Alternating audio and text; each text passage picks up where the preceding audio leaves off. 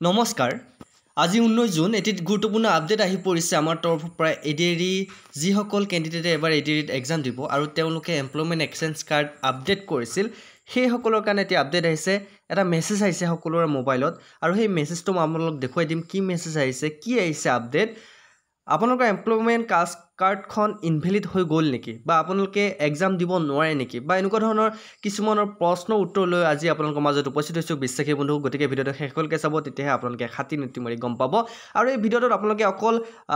আপডেটেই নহয় কিছুমান এনেকুৱা কথা গম পাব যি আপোনালোকে হয়তো আগতে নাজানে গতিকে ভিডিঅ'টো শেষলৈকে চাব আৰু যদিহে আমাৰ বিশ্বাসী বন্ধু চেনেলত আজি প্ৰথম বা নতুন আহিছে চেনেলটো ছাবস্ক্ৰাইব কৰি দিবলৈ নাপাৰিব কাৰণ আপোনালোকে বিশ্বাসী বন্ধু চেনেলত বিভিন্ন ধৰণৰ দৰকাৰী লাগতীয়াল ভিডিঅ' পাই থাকিব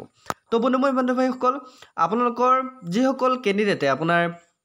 এডিআৰই এক্সামৰ কাৰণে এমপ্লয়মেণ্ট এক্সচেঞ্জ কাৰ্ডখন এপ্লাই কৰিছিল মাজতে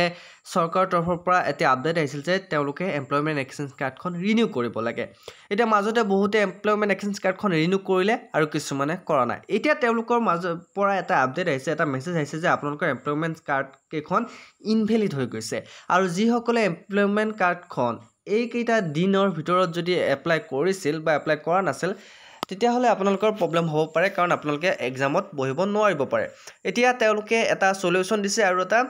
সকলোৰ মোবাইলত এটা মেছেজ দিছে মই মোবাইলৰ মেছেজটো আগতে আপোনালোক দেখুৱাই দিছোঁ চাই লওক মেছেজটো আহিছে এনেকুৱা ধৰণৰ মোক এজন ষ্টুডেণ্টে পঠাইছে ইয়াতে মেছেজটো কি আহিছে তেখেতে ভয় খাইছে আৰু এই মেছেজটোৰ অৰ্থটো কি আপোনালোকক সুধিছে চাওক ইয়াতে কি দিছে candidate registered before 2nd January 2024 in employment exchange of Assam or requested for re-registration through Seva Setu portal ইয়াতে আপোনালোকক কৈছে যিসকল কেণ্ডিডেটে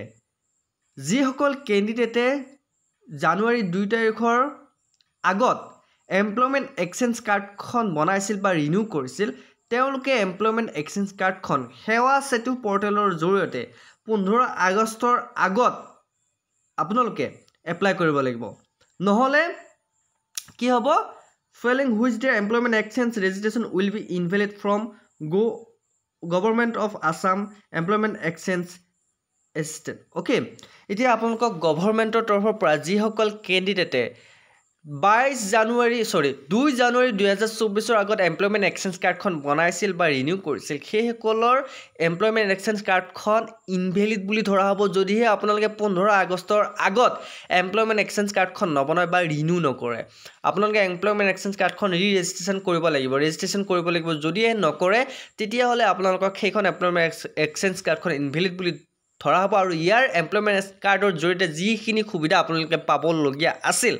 সেই সুবিধাৰ পৰা বঞ্চিত হ'ব আৰু বহুতে মোক কমেন্ট কৰিছিল ইয়াৰ লগত কিবা এক্সামৰ জড়িত হৈ আছে নেকি এক্সামৰ কিবা কানেকশ্যন আছে নেকি ইয়েছ অফ কোৰ্স এক্সামৰ কানেকশ্যন আছে আপোনালোকে এমপ্লয়মেণ্ট এক্সচেঞ্জ কাৰ্ডখন যেতিয়া বনাইছিল বা আপোনালোকে এডিআৰই এক্সামৰ লগতে আসাম পুলিচত যেতিয়া এপ্লাই কৰিছিল আপোনালোকৰ এটা নাম্বাৰ বিচাৰিছিল এমপ্লয়মেণ্ট এক্সচেঞ্জ নাম্বাৰ সেই নাম্বাৰটো আপোনালোকে ইয়াতে দিব লগা আছিল হয়নে নহয় গতিকে যদিহে আপোনালোকৰ এমপ্লয়মেণ্ট এক্সচেঞ্জ কাৰ্ডখন ইনভেলিড হৈ যায় তেনেহলে আপোনালোকে এক্সামৰ পৰা আপোনালোকে বঞ্চিত হ'ব এটো অকল মই কোৱা নাই বহুতে কৈ থাকিব পাৰে এটো ফল্ট নিউজ আপোনালোকে হয়তো মোবাইলবোৰ চেক কৰিব যদি মেছেজটো আহিছে ভাল কথা যদিও অহা নাই আপোনালোকে এবাৰ চেক কৰিব আপোনালোকৰ এমপ্লয়মেণ্ট এক্সচেঞ্জ কাৰ্ডখন কিমান তাৰিখলৈ আগত বনোৱা আছিল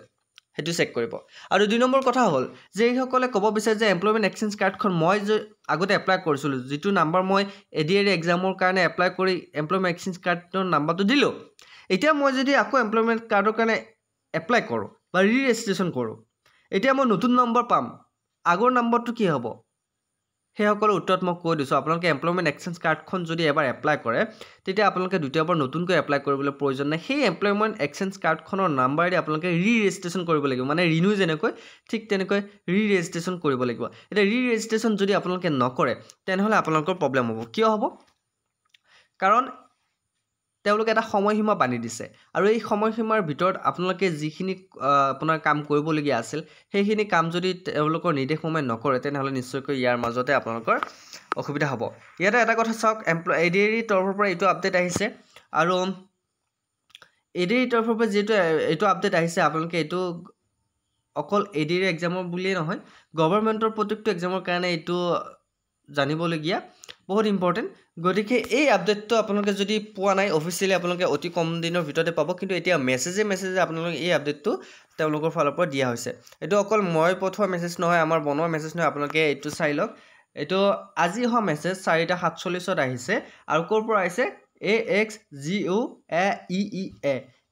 ইয়াৰ মিনিং কি আপোনালোকে মাৰি চাব তেতিয়া গম পাব